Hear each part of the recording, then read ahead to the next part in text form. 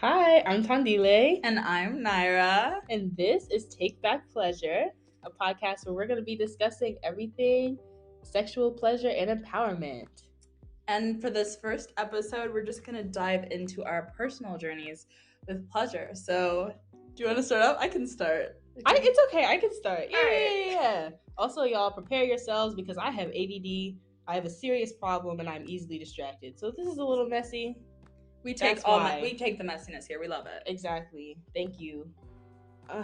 Okay. We can cut that out. Okay. Okay, so we're gonna go into my, I guess, like pleasure discovery journey. Yeah, this is really weird to talk about. I have basically never lived without knowing some form of pleasure sexually. And I know that sounds a little bit weird, but here's the thing. Through circumstances that I won't discuss right now, I became very aware of my genital area at a very young age. So by the time I was probably like 4 or 5, I kind of knew, I had noticed that certain things felt good. And I didn't have any association with anything sexual per se, but I did notice that some things created a certain physiological response that was pleasurable. So, that was all fine and good until society got to me and my family got to me because I got taught a lot of really bad and shameful things about my body, and later about sex once I learned what sex was. Um, the way that I've looked at my body for most of my life has very much been in a sense of, it's something I need to hide, it's something that I shouldn't be appreciating. I shouldn't be touching my body at all, even though it's mine. So I did feel a lot of shame about, my own vulva and for enjoying masturbation. And at a certain point, this sounds so stupid now, but at a certain point, I made a pact with myself that I would stop masturbating by the time I turned 15. This was like when I was 13, and I was like, this has to end. This is horrible. This is disgusting. I'm not doing this anymore. By the time I'm 15, I'm going to stop. Spoiler alert. Spoiler alert. That did not happen. Your girl still be flicking her bean every chance she get. Yeah, so that didn't really work. But it didn't necessarily stop the shame about my body and my sexuality and anything kind of like that. It just felt like I didn't have a right to feel anything pleasurable in that way. And I also grew up in a really small white town in Virginia. Don't recommend it. And so a lot of things about bodies and race and, who has agency and who doesn't, all of that was fucked up. Okay? To put it simply, all of that was fucked up. And so it was a lot that I had to unlearn once I moved out of that town. So yeah, things kind of started to change. In my later years of high school, I think I was just coming into my own a bit and learning, about myself, maybe unlearning the things I had been taught earlier. Not entirely, but I was definitely starting. I think I realized that for me, pleasure was really healthy. It was a healthy part of, I guess, like a stressful day, like get into bed and you just go to town, you know what I mean, I realized that at a certain point I was like, wow, maybe I shouldn't be feeling so much negativity and shame around this, because I think I realized that it wasn't coming from me, it was coming from external sources, and that actually masturbation was something that was really healthy for me, which I still feel like is very true. I think that self-pleasure is an important part of my routine. It's an important part of my wellness and my sexual wellness. So yeah, I kind of started getting into that through high school, which was nice. And I think during this period realized that my body did belong to me and not to someone else. It wasn't anyone else's to police or cover up or anything like that. And I had a right to experience my body in any way that I wanted. And then a few years later, I had my first partnered sexual experiences, which taught me a lot more about my relationship to my body and pleasure, and my partners and their bodies and boundaries and all that kind of stuff. So one thing I am thankful for is that I never had an issue with accessing pleasure itself. Like I said, I've known kind of what that was from a very, very, very young age. Um, so that's nice. But I am, I guess this isn't a regret because I didn't do it, but it is regrettable that I had so much negativity attached to something very natural and very healthy. So yeah, I'm not completely done healing, but I am very much on my way, which is nice. Um, yeah, so I'm in a wonderful place now where I'm just learning and exploring myself sexually even more. And anyone who knows me knows that I am very much in the midst of my whole phase, which has kind of aided in this, like, discovery, exploration, learning, all that kind of stuff. I'm blossoming for real. So yeah, I'm a work in progress, and there are ups and downs to the journey, but I'm very happy with where I'm going. So yeah, that is the gist. Thank you for sharing. I mean, like, obviously, like some things I have heard since, like, we are friends, but I don't know, just hearing the whole timeline, just like seeing how far the growth has come, like, I love to fucking see it. Yeah. We don't love shame here. Shame do can not go. Shame. No, it's terrible, horrible. Okay. All right, Nyra. It's your turn, girl. I only realized like how personal. Oh, that's the wrong thing. I only realized how personal this would all be when I was writing this all down. Okay.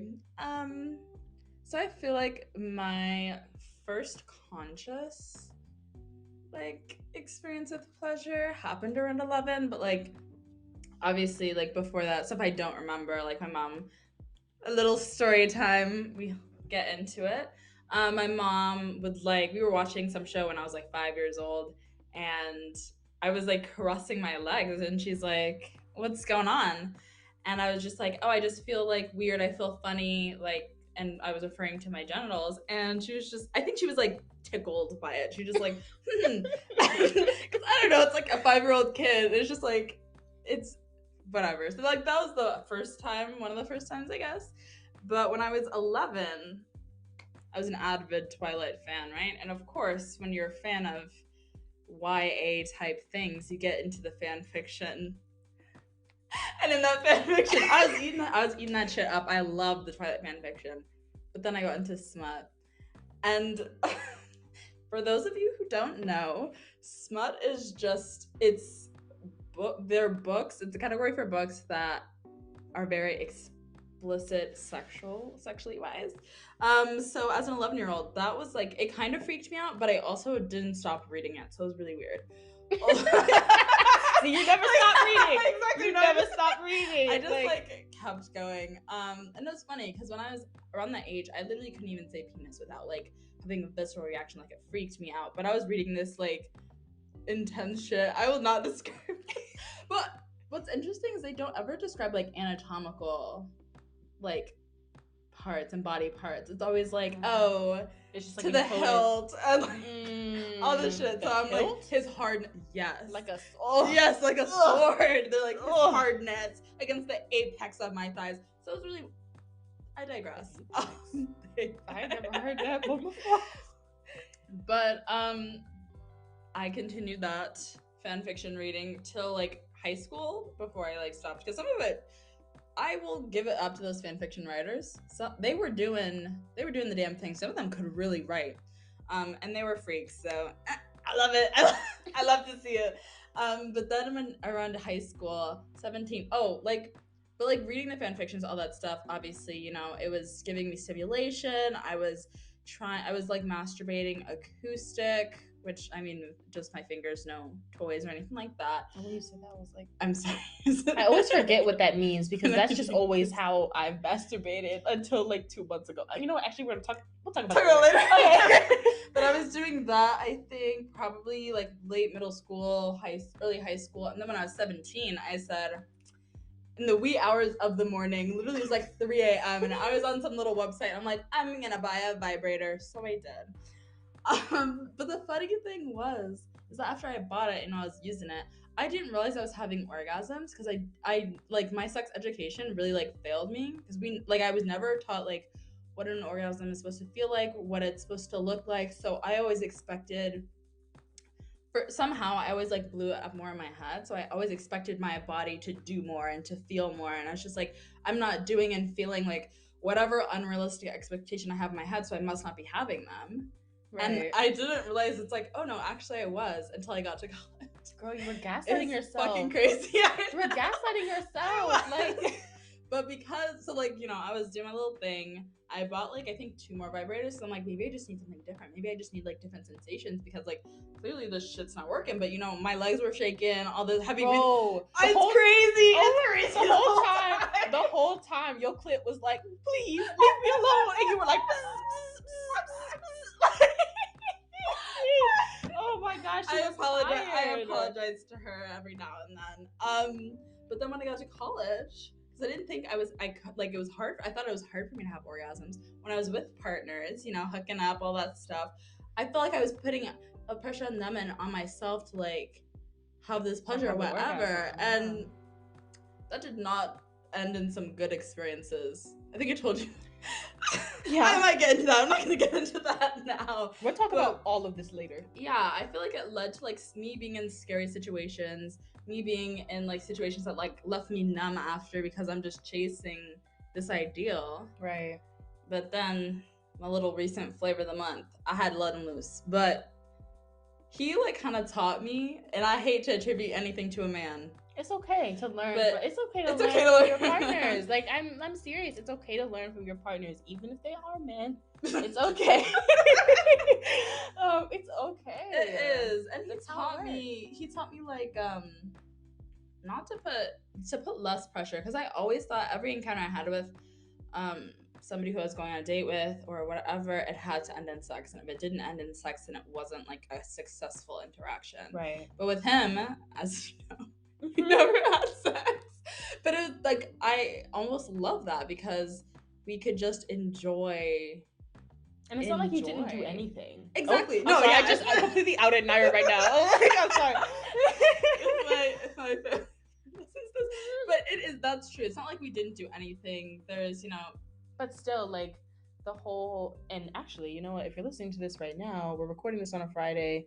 Hopefully next Thursday, we're hoping to talk about this with all in person. Yes. But the entire idea that any encounter has to end in penetration. Exactly. That's not true. It's not true. It like sounds like what you're talking about. Like, you know, like, I don't know. Anyway. It is. And low key, I don't know. Do you remember Mr. Upper East Side? I feel like I'm getting really lost. Do. But like also that one, he was a terrible partner. But Mr. Upper East Side. Okay, guys, for the record, we're not gonna like go into this right now. But like for context, Mr. Upper East Side, I did not like him. I never met this man. I only heard about him secondhand from this girl, and I said, "Girl, absolutely not." He's giving terrible vibes, horrible vibes. But I digress. I came back. I came back alive. So we're happy for that. He was a good partner, but I was expecting, again, that experience to end in penetrative sex. And it's like if we're not limiting sex to penetration, we did have sex. Yeah. It was once. Anyway, I feel like I'm not even. You have to stop whispering. Because it's fine. I have to finish this timeline. I'm so sorry. You were so succinct and like, you had it. No, that's why, because I wrote all my stuff down, because I knew, and I have more to say now that we've been talking. Yeah. But I knew I had to write my stuff down, because I would get sidetracked. 100%. I told y'all I have severe attention issues. Okay, anyway, go on. Okay. Right, but so basically being with my most recent flavor, again, taught me to kind of just like not put the pressure, not push things, and just like being okay with the pleasure that is there. Yeah, so I think, well, we can get into that later, like defining what pleasure means to both of us. Yeah. Because like I feel like you can do that right now if you want. Then, yeah. Okay. Well, I feel I'm not the opposite of Tandile, because she is in her whole phase, but I feel like I need to decenter sex, just because I feel like it's been such the center of my mind. Like, TMI, I am a virgin penetratively. Baby, nothing is TMI on this podcast. But it's like, I feel like I felt pressure to be like, to lose my virginity, to do all this stuff because it's like I'm in college and like that's what you're supposed to do, right? But I think I really, in my dating life at least, I really want to decenter sex. And that's not saying I don't want to fuck. That's not true at all. Yeah, because that's not the point. But exactly, it's not. It's the prioritization of sex over anything else, even if the sex isn't pleasurable. Exactly, and it's like I don't want the goal of having sex to make me make bad decisions and not advocate for myself and do things that I wouldn't normally do if this wasn't on my mind. So I think I'm trying to do that, to find somebody not a piece of shit and hopefully who I connect with and who it's cool, because I feel like when men only have sex in their minds, I feel like anybody, if you only have sex in your mind, it can cause you to dehumanize people, like to an overextent, like if it's an extreme, to objectify, exactly. And it's like I don't want to be that person, and I don't want somebody to treat me that way. So that's what I'm doing right now. Right. We love to see it. We love to see it. And honestly, okay, look, it is still true that I'm in my whole phase. It is still true. Yes. However, I'm definitely arriving at the point, I think, where you are, where decentering sex can be really important. Mm-hmm. And I know we're kind of digressing from our original, well, I guess, but it's okay. This is still our personal journeys with pleasure. Exactly. But I think I'm also arriving at that point where it's like, I love sex. Any of y'all listening to this, y'all are probably our friends who are listening to this. Y'all know I love sex. I love fucking. I love getting fucked. Okay, but aside from that, but there's so much truth in like everything doesn't have to be about sex when I'm dealing with, like, in dating. You know what I mean? Like, just because I'm dealing with a man doesn't mean I have to be fucking him. Because usually I don't talk. Oh, this sounds so bad. No, I don't talk to men that I'm not fucking, because to me, I mean, there's a very valid reason for this. It's mostly because, I love my community, and my community is women, and I like that. I do not need to bring men into my tight-knit circle. Yeah. And not that men don't have anything to offer, because I did learn, I also learned over the summer that maybe men aren't always, maybe I don't have to fuck a man to be in his company. Does that make sense? It does make sense, but I will say that I feel like some women who have relationships with men that are platonic have to compromise. Like, they hear like fucking sexist shit, misogynist shit, and they're kind of just like, aha, he's so silly, goofy. But it's like, girl, it's like, what? I actually don't want to deal with that. Like, I actually don't want to deal with that at all. I do think men are capable of like friendships and like providing good company, but I do think that being very cognizant of the type of men that you're letting into your space is important. Right. No, I think that's true. Or actually anybody, because women are fucking crazy too. Yeah, that's people the thing. You know what? And we're I'm gonna cut this part off because we're straying. Okay, we're straying, and we're gonna talk about all of this shit in later episodes. We are. But what's your definition of pleasure? So, like, my definition of pleasure. Oh my god, pleasure. Is pleasure is just anything, I think, like, in a sexual sense that either like elicits a physiological response, like a positive physiological response. It makes you feel good physically, mentally, emotionally, all that good stuff, At least that's how it is for me. Like, when I said, like, before, that pleasure for me is really, it's really healthy for me, and I would even go so far as to say it can be really healing. Because I notice sometimes when I am having a really hard time, I withdraw from pleasuring myself, And it's like I'm depriving myself of something that's good for me, if that makes sense. Yeah. And inviting that back into my life after that period of, like, bad times or whatever really feels like, oh, okay. Like, like this, I'm back to a healthy routine. Yeah. So for me, it's like the physical, mental, emotional sensations of feeling sexual feelings, but it's also it's very much a need. Like, I define pleasure for me as a need. Partially because, as I've just said before, that I can't really remember a time that I have not had it, you know? But also just because I think it's for many people. Now, obviously, like, some people don't like sexual pleasure, some people don't want it, and that's entirely valid.